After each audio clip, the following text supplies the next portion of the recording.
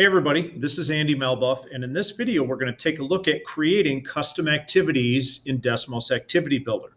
Primarily we're going to focus on looking at an introduction to this for fairly new users of the platform. How do you create your own custom activities? The first thing we'll want to do is go to the Activity Builder homepage, which is teacher.desmos.com. And from the menu on the left-hand side, I want to go down to Custom under Your Activities. And in choosing Custom, I want to go up here to near the upper right where it says New Activity. So I'm going to select New Activity. I can give it a title.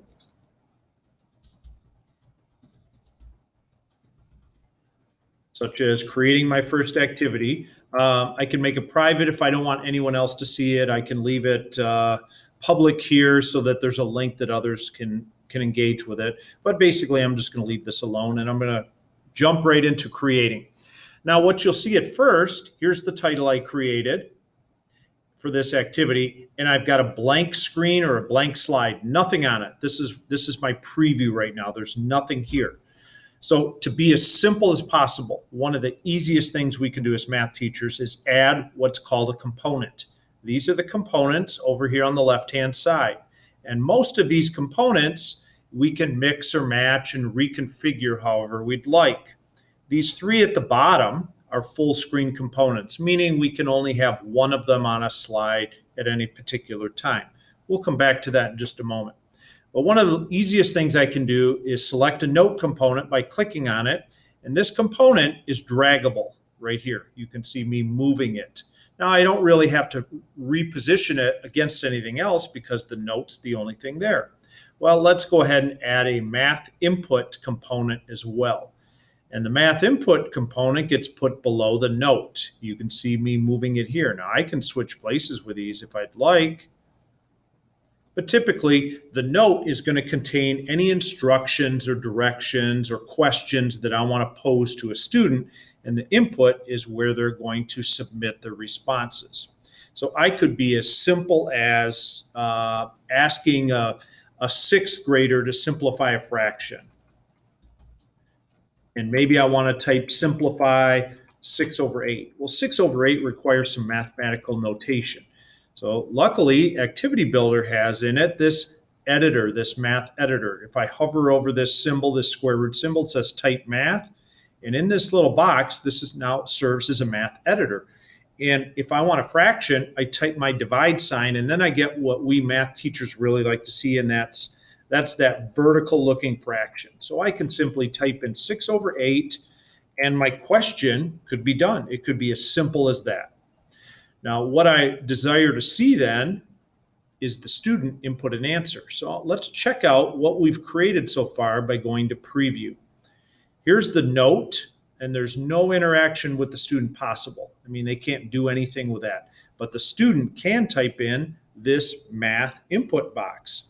And ideally, we would want them to type in 3 divide sign 4. And because it's a math input box, Desmos Activity Builder recognizes we want that mathematical notation in there. So that is getting started with what we call a math input type of question. I have a note and I have a math input. And that's one of the easiest ways to get started. Well, that's what my first slide looks like. I can give my first slide a title if I'd like to. I mean, you can call it number 1. You can call it first slide in words. It does not matter what you put. And in fact, you can leave it blank if you'd like. You don't have to have any title. So after creating that first slide, I want to create a second slide. Well, I can make my second slide new and unique, or I can click on these 3 dots here and I could choose to duplicate what my first one was. If I have a lot of text or if I have a lot of mathematical notation and I just want to make some small subtle changes, that's a convenient thing to do. I'm going to go ahead and just create from scratch though, so I can show you a different type of look. A very simple way to get started again is with a note. Whoops, I accidentally clicked 2 notes there, so I'm going to delete one of them. Here's my note component. I just added, and I can also add a multiple choice component as well. And again, these are adjustable in how we configure them. So let's go ahead and put this one to where these components are side by side. And I can go ahead mathematically and ask students another question. For example, I might want to ask them something where they input a choice of a month.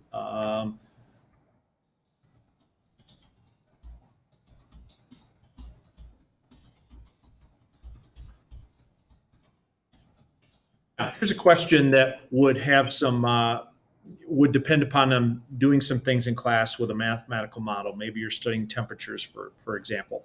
So you could put in here just some obvious choices. You're welcome to abbreviate if you'd like. And if you needed to have something numerical, this is also what's nice. My fourth option, even though it doesn't make sense in this situation, we have again that math typing editor right here. I could type in something numerical, and Activity Builder formats it nicely for us here. So again, this is not really realistic for this question, so I'm going to get rid of that option. I'll just leave those three options. And you also can have students explain their answer or not. And as you can see right below that, after they choose, they'll be asked to explain their thinking. You can also have multiple choice components have graphs or images. Let me go ahead and click image. And again, this won't make any sense here, but you can upload images if you want them to be answer choices. So how will this look? Well, let's say I want January to be my correct answer. Okay, so you would want to choose that. And in preview mode, here's what the student would see. According to our model, which month is the coldest? If they choose February, over here in the preview, this is what a teacher would see on the dashboard, an X, meaning it's the wrong answer. If the student had chosen March, again, they see wrong answer. But if they chose January, the teacher sees the check mark in there. So now we've created two slides. I'm going to leave this second slide untitled, and I'm going to jump to a third slide by clicking this convenient plus sign. Now I want to add, according to my list here, checkboxes might be a convenient one. Checkboxes are closely related to multiple choice. So I choose that component, and I use a lot of notes. Okay, so I'm going to also choose a note. And again, these can be configured to be side by side, vertical from each other. It's totally up to you, teacher's preference. And all right, let's make this super convenient here. Choose all the integers from below. Then I have to give students a choice of numbers that some will be integers, some will not be. So the first one let's make it easy. And I like to use my math notation here. So I might choose the number 8. Adding a second option, I might choose the number -4. Third option, I might choose 14.2. And lastly, let's throw a fraction in there. 9 divided by 8. Ooh, let's go with a fifth option just so we can test the students a little bit. And maybe I want to put in here something like 8 divided by 4. Now, you as teacher have to choose which of these are really integers. Okay, well, that clearly is. That clearly is an integer also. 14.2 is not, 9/8 is not. Now, 8/4, I know some would argue in that format it's not, but it simplifies to an integer, so I'm going to check it. So we're looking for 3 correct answers from students. Also, using checkboxes, teachers can choose to randomize these choices. And let's go ahead and check preview. Let's see how it looks here. If a student chooses 8 and -4, now those are both integers so far, but there's still an X in the dashboard because all of the correct answers have not been chosen. As soon as the student chooses this, it goes to X. If the student unchooses one of the correct and picks one of the wrong ones, any possible arrangement, whatever, except the 3 correct ones, this X remains up here. So that's an example in preview mode of using checkboxes. And I wanted to show you a couple more in this introduction, and then we'll pick up the other types of things we can do in a more advanced session. I can also have text input. So I'm going to create a fourth slide and my note. And now I'm going to add a component for text input. And this is where you ask students to explain things. Okay. Why did you choose to do the Pythagorean theorem? Let's say you were doing something in class. Why did you choose to use the Pythagorean theorem on that particular question? Now, what you want to do is choose, do you want students to see their classmates' responses? Let me move this little thing out of the way. Right now, the default is when students submit something, they'll be able to see their other classmates' responses. Now, I typically have that turned off. Once in a while, I have it turned on because I want them to see for collaboration purposes. But generally, I turn it off because I get more thorough answers when students think they're not going to be judged by their classmates. So I do a lot of the critiquing thing where they can judge each other, but in a very controlled format where I can control the type of feedback that's responding here. So here I generally uncheck that, and preview mode, the students can type in whatever text they'd like. And I'm just going to leave it unfinished there. Students can also, and this is a fairly new feature in Activity Builder, they can also insert mathematics.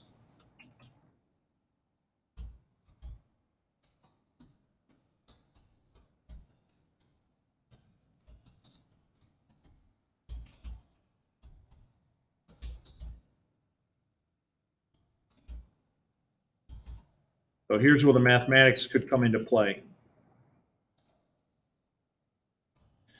Square root symbol, SQRT, 4 squared plus 5 squared. You know, they could, whatever you'd like them to show you, but this could be part of their sharing of their thinking as well. Students can also upload images, which is nice because if you're in class face to face and you're using Chromebooks, you're using phones, some schools use them, some don't. You can have students take a picture of their work out of their notebook and they can upload that image. Now, I can't show you that right here, but students can go ahead and click on that too. So they can go ahead and submit, and then we could see that on a teacher dashboard. Okay, so the last thing I'm going to show you is this ordered list. I'm going to create a fifth slide, add a note, add an ordered list. Let's say I can't spell. Let's say I want to order some numbers, just a list of numbers. And I'll put the directions here.